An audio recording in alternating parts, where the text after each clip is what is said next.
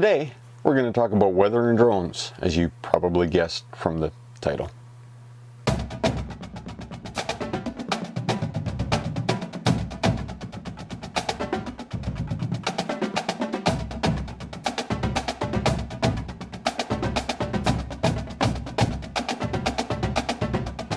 Welcome, hope you're doing well. If you're a new viewer, my name is Mike.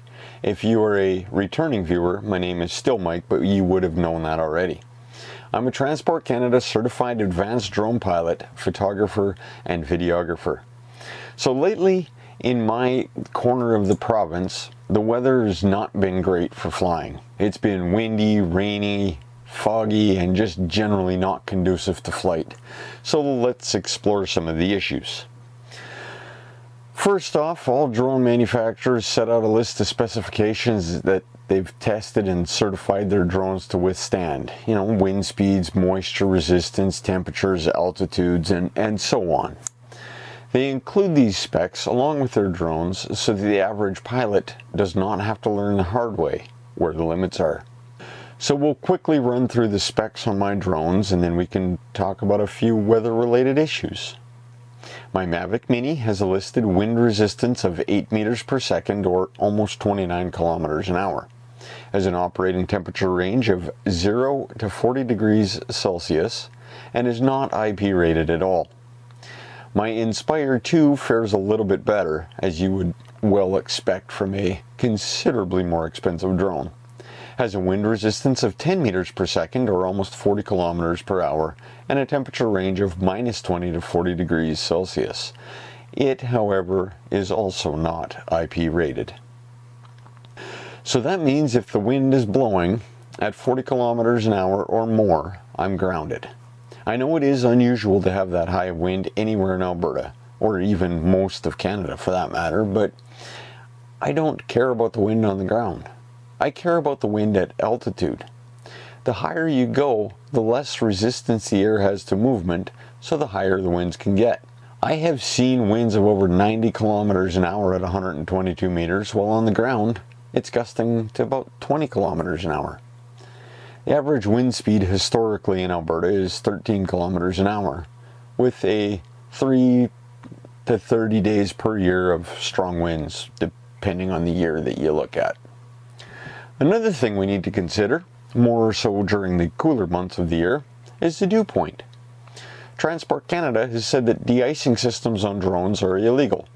That means I need to pay attention to the dew point. Now, the dew point is just the temperature where the moisture in the air will condense. So if it's cooler, there's a very real possibility of ice forming on the flight surfaces of my drone. Now, my preferred dew point is more than 3 degrees of separation.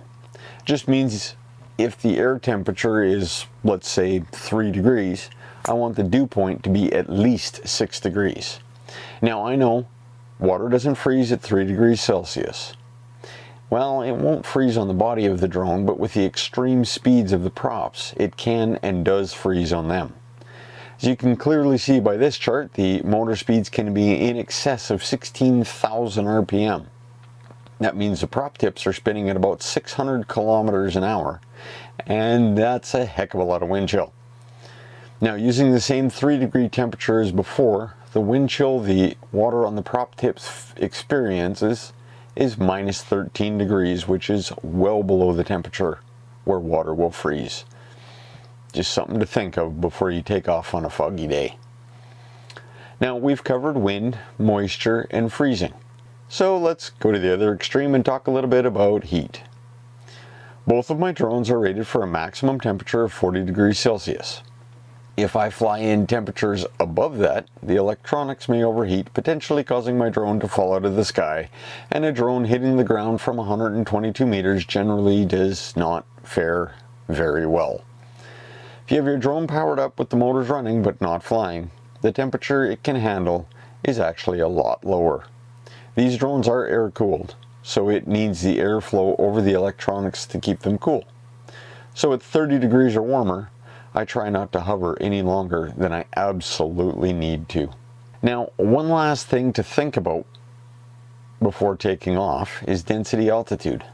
Air density is affected by the altitude, air pressure, and temperature. As the temperature changes, the apparent altitude will change. Higher as the temperature increases, and lower with a temperature decrease. So right now, as I record this video, the altitude I'm at is 693 meters above sea level, and the current density altitude is 774 meters. As you can see, not normally a major concern because the props I run on my Inspire 2 work well up to about 2,000 meters. It'd have to get very hot for the density altitude to affect my flights near where I usually fly.